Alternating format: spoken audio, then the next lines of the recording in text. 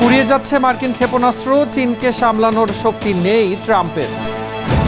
যুদ্ধবিরতির মেয়াদ বাড়ানোর পরপরই রণক্ষেত্র হরমুজ প্রণালী। আবারও উত্তাল ইরান যুক্তরাষ্ট্র। এখন প্রশ্নের মুখে মাদুরোকে সরিয়ে ট্রাম্পের ভেনেজুয়েলায় পরিবর্তন সমূহ। ট্রাম্পের যুদ্ধবিরতি বাড়ানোর কারণ নিয়ে সমালোচনার ঝড়। মাঝরাতে মদ না দেওয়ায় ম্যানেজারের মাথা ফাটালো যুবক। স্বাগত কালবেলা আন্তর্জাতিক সংবাদে, সাথে আছি মুজাহিদুল ইসলাম। শিরোনাম জানাচ্ছিলাম, এবারে বিস্তারিত। বিশ্বের সবচেয়ে শক্তিশালী সামরিক বাহিনীর অস্ত্র ভাণ্ডারে কি তবে টান পড়েছে? দীর্ঘ 7 সপ্তাহের অপারেশন এপিক ফিউরি শেষে পেন্টাগনের কপালে এখন দুশ্চিন্তার ভাঁজ।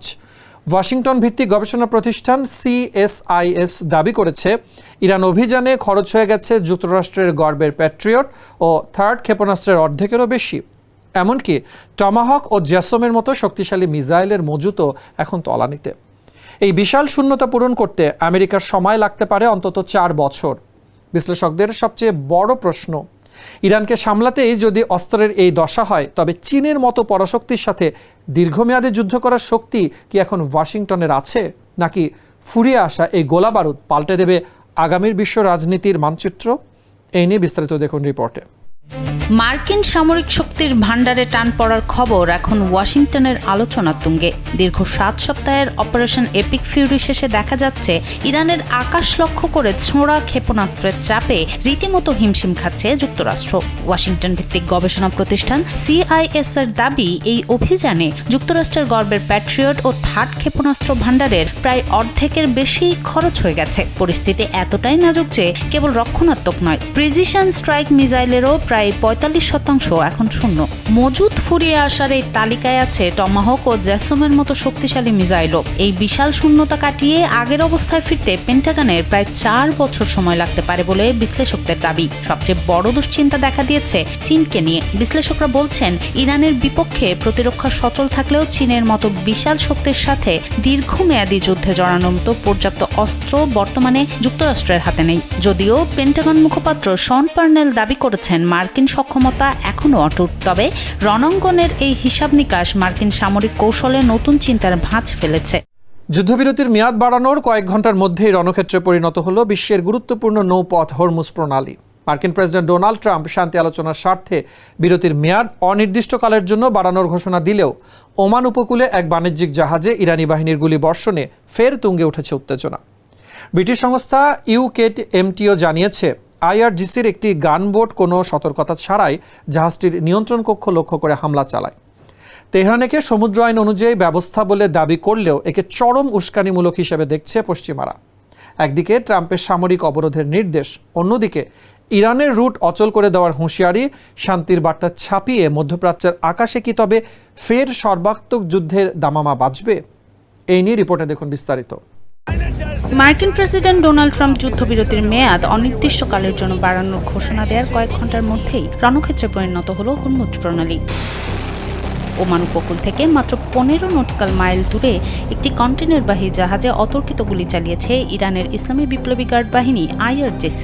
ব্রিটিশ সংস্থা UKMTO জানায়, কোনো সতর্কতা ছাড়াই সকাল 7:55 IRGCর একটি গানবোট জাহাজটির নিয়ন্ত্রণ কক্ষ বা ব্রিজ লক্ষ্য করে হামলা চালায়। এতে জাহাজটি মারাত্মক ক্ষতিগ্রস্ত হলেও সৌভাগ্যবশত কোনো হতাহত বা পরিবেশগত বিপর্যয় ঘটেনি। ইরানের দাবি, বারবার সংকেত দিলেও জাহাজটি সাড়া না দেয় সমুদ্র আইন অনুযায়ী এই পদক্ষেপ নেওয়া হয়েছে। তবে ব্রিটিশ সংস্থা UKMTO এই ঘটনাকে চরম উস্কানিমূলক হিসেবে দেখছে। তেহরান সাফ জানিয়ে দিয়েছে, বন্দর থেকে মার্কিন অবরোধ না সরলে বিশ্বের 20% জ্বালানি সরবরাহের এই রুট তারা অচল করে রাখবে। বিপরীতে ট্রাম্পও সামরিক অবরোধ অব্যাহত রাখার কড়া নির্দেশ দিয়েছেন। মধ্যপ্রাচ্যের এই নীরব উত্তেজনা যে কোনো সময় সর্বাত্মক যুদ্ধের রূপ নিতে পারে বলে দাবি করেছেন বিশ্লেষকরা। ইরান ও যুক্তরাষ্ট্রের মধ্যেকার সম্পর্ক আবারও এক চরম অনিশ্চয়তার মুখে। বিশ্বের সবচেয়ে গুরুত্বপূর্ণ জ্বালানি পথ হরমুজ প্রণালী আংশিক বন্ধের ঘোষণা দিয়ে বিশ্বের রাজনীতিতে বড় ধরনের ধাক্কা দিয়েছে তেহরান। একদিনের মাথায় ওয়াশিংটন আলোচনা টেবিলে বসার ইঙ্গিত দিলেও আস্থার সংকট পরিস্থিতিকে আরও তুলেছে জটিল করে। তেহরানের দাবি, সম্পদ ফেরত আর অবরোধ শিথিল না করলে কোনো আলোচনা নয়। অন্যদিকে প্রেসিডেন্ট ট্রাম্পের দাবি, ইরান বড় ধরনের ছাড় দিতে রাজি হয়েছে। তবে সব হিসাব পাল্টে গেছে একটি ইরানি জাহাজ আটকের ঘটনায়। ইউরেনিয়াম সমৃদ্ধকরণ আর পাল্টাপাল্টি হুঁশিয়ারিতে মধ্যপ্রাচ্যে কি তবে যুদ্ধের কালো মেঘ ঘনীভূত হচ্ছে? এই নিয়ে রিপোর্টে দেখুন বিস্তারিত। ইরান ও যুক্তরাষ্ট্রের মধ্যে উত্তেজনা আবারও চরমে পৌঁছেছে। বিশ্বের গুরুত্বপূর্ণ হরমুজ প্রণালী আংশিক বন্ধের ঘোষণা, পাল্টাপাল্টি টুইট এবং আলোচনার অনিশ্চয়তা নতুন করে অস্থিরতা তৈরি হয়েছে আন্তর্জাতিক রাজনীতিতে। ঘটনার সূত্রপাত হয় ইরানের কৌশলগত সিদ্ধান্তে, যা বিশ্ব জ্বালানি পরিবহনে বড় ধাক্কা দেয়। এর মাত্র একদিনের মধ্যে যুক্তরাষ্ট্র আলোচনার উদ্যোগ নেয়, কিন্তু পরিস্থিতি দ্রুতই জটিল হয়ে পড়ে। ইরান আলোচনার জন্য অবরোধ শিথিল ও সম্পদ ফেরাতের শর্ত তোলে। অন্যদিকে ওয়াশিংটনে কঠোর অবস্থানে থাকে। প্রেসিডেন্ট ট্রাম্প একাধিকবার দাবি করেন ইরান বড় ছাড় দিতে রাজি হয়েছে, যা তেহরান সরাসরি অস্বীকার করে। এরপর যুক্তরাষ্ট্রের একটি ইরানি জাহাজ আটক করার ঘটনায় উত্তেজনা আরও বাড়ে এবং আলোচনার সম্ভাবনা প্রায় ভেঙে যায়। বিশ্লেষকদের মতে এটি শুধু রাজনৈতিক বিরোধ নয়, বরং গভীর আস্থার সংকট। ইউরেনিয়াম ইস্যুতে দুই দেশের অবস্থান বিপরীতমুখী থাকায় সমাধান এখনো অনিশ্চিত। বিশ্ব বাজারও এই উত্তেজনার দিকে নজর রাখছে, কারণ হরমুজ অচল হলে জ্বালানির সংকট ভয়াবহ হতে পারে। দমনপীড়ন আর অর্থনৈতিক ধসে বিপর্যস্ত ভেনেজুয়েলায় কি তবে ফিরতে শুরু করেছে স্বস্তি? নিকোলাস মাদুরোর পতনের পর দেশটি এখন কোন পথে হাঁটছে তা নিয়ে বিশ্বজুড়ে চলছে চুলচেরা বিশ্লেষণ। দ্য ইকোনমিস্টের এক প্রতিবেদনে উঠে এসেছে চমকপ্রদ সব তথ্য।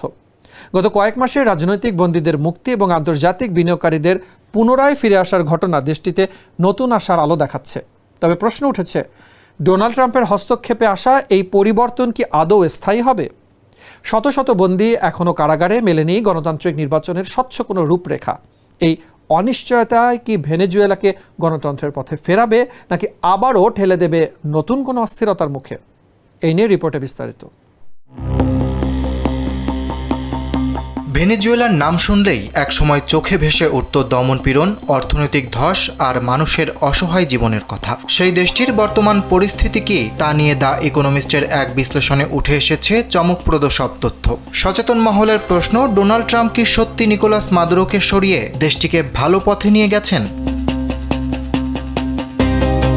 দীর্ঘদিন নিকোলাস মাদুরোর শাসনে ভেনেজুয়েলা ছিল কঠোর নিয়ন্ত্রণের মধ্যে। বিরোধীদের কণ্ঠরোধ, নির্বাচনে অনিয়ম এবং সমালোচকদের উপর দমনপীড়ন ছিল নিয়মিত ঘটনা। অর্থনৈতিক সংকট এতটাই গভীর হয়েছিল যে প্রায় ৮০ লাখ মানুষ দেশ ছাড়তে বাধ্য হয়। সেই সময় পরিবর্তনের আশা ছিল প্রায় অনিশ্চিত। তবে পরিস্থিতিতে পরিবর্তনের ইঙ্গিত মিলতে শুরু করে মাদুরোকে আটক করার পর। গত কয়েক মাসে বেশ কিছু রাজনৈতিক বন্দী মুক্তি পেয়েছেন। বিরোধী নেতাদের সরব উপস্থিতি বেড়েছে, কমেছে বিক্ষোভ দমনের মাত্রাও। একই সঙ্গে তেল, গ্যাস ও খনিজ সম্পদ ঘিরে আবারও আগ্রহ দেখাচ্ছেন আন্তর্জাতিক বিনিয়োগকারীরা।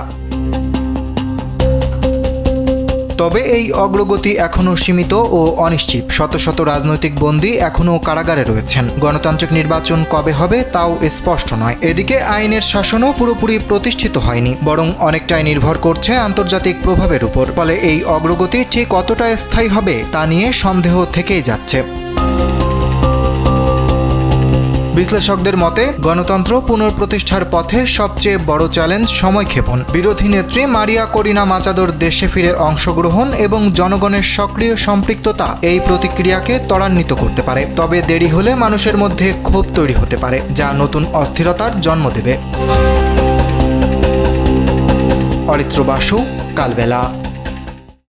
মধ্যপ্রাচ্যে যখন নতুন করে যুদ্ধের দামামা বাজার প্রবল আশঙ্কা, ঠিক তখনই শেষ মুহূর্তে এসে ইরানের সাথে যুদ্ধবিরতির মেয়াদ বাড়ালেন মার্কিন প্রেসিডেন্ট ডোনাল্ড ট্রাম্প। নির্ধারিত সময়সীমা শেষ হওয়ার আগ মুহূর্তে হোয়াইট হাউসের এই জরুরি সিদ্ধান্ত বিশ্ববাসীকে খানিকটা স্বস্তি দিলেও নেপথ্যের কারণগুলো বেশ জটিল।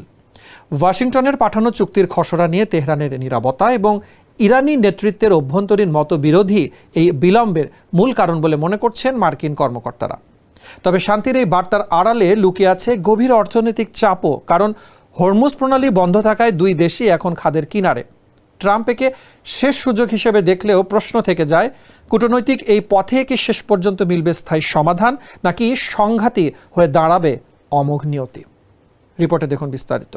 মার্কিন প্রেসিডেন্ট ডোনাল্ড ট্রাম্প শেষ মুহূর্তে ইরানের সঙ্গে চলমান যুদ্ধবিরতির সময় বাড়ানোর সিদ্ধান্ত নিয়েছেন।